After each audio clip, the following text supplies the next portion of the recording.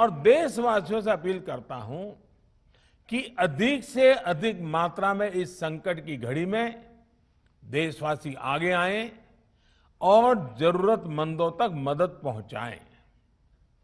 समाज के पुरुषार्थ और सेवा के संकल्प से ही हम ये लड़ाई जीत पाएंगे। मेरा युवा साथियों से अनुरोध है कि वो अपनी सोसाइटी में, मोहल्ले में, अपार्टमेंट्स में छोटी छोटी कमेटियां बनाकर कोविड अनुशासन पालन करवाने में मदद करें। हम ऐसा करेंगे तो सरकारों को न कभी कंटेनमेंट जोन लगाने की जरूरत पड़ेगी, न कर्फ्यू लगाने की जरूरत पड़ेगी, और लॉकडाउन का तो सवाल ही नहीं उठता है, आवश्यकता ही नहीं पड़ेगी।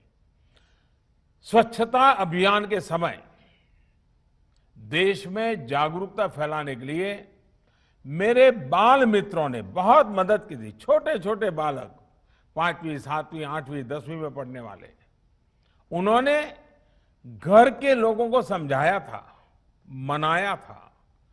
उन्होंने बड़ों को भी स्वच्छता का संदेश दिया था। आज मैं फिर अपने बाल मित्रों से एक बात विशेष तौर पर कहना चाहता हूं।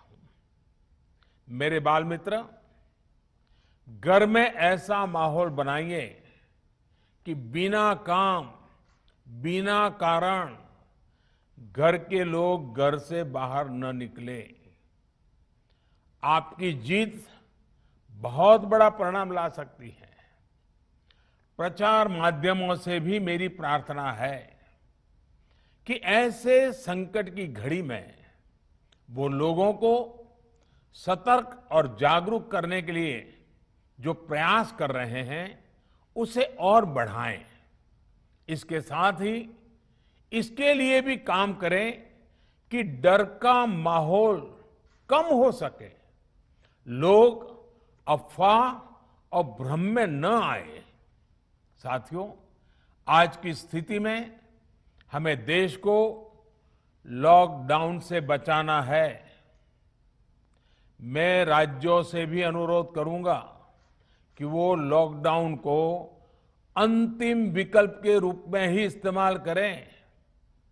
लॉकडाउन से बचने की भरपूर कोशिश करनी है और माइक्रो कंटेनमेंट जोन पर ही ध्यान केंद्रित करना है।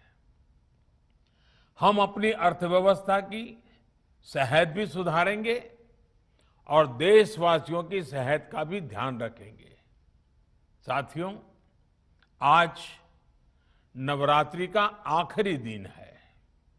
कल रामनवमी है और मर्यादा पुरुषोत्तम श्री राम का हम सभी को यही संदेश है कि हम मर्यादाओं का पालन करें।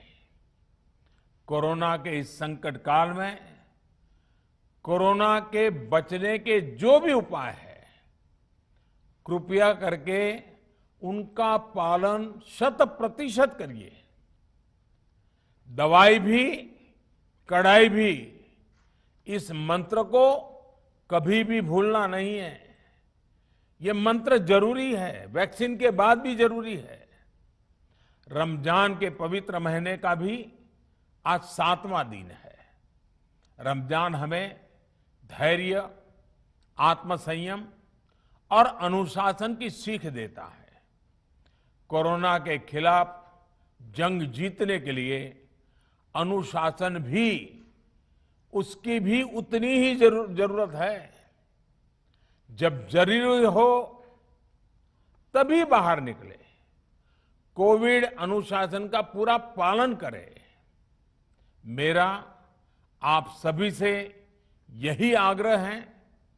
मैं आपको फिर ये भरोसा देता हूं, आपके इस साहस, धैर्य और अनुशासन के साथ जुड़कर आज जो परिस्थितियां हैं उन्हें बदलने में देश कोई कोर कसर नहीं छोड़ेगा।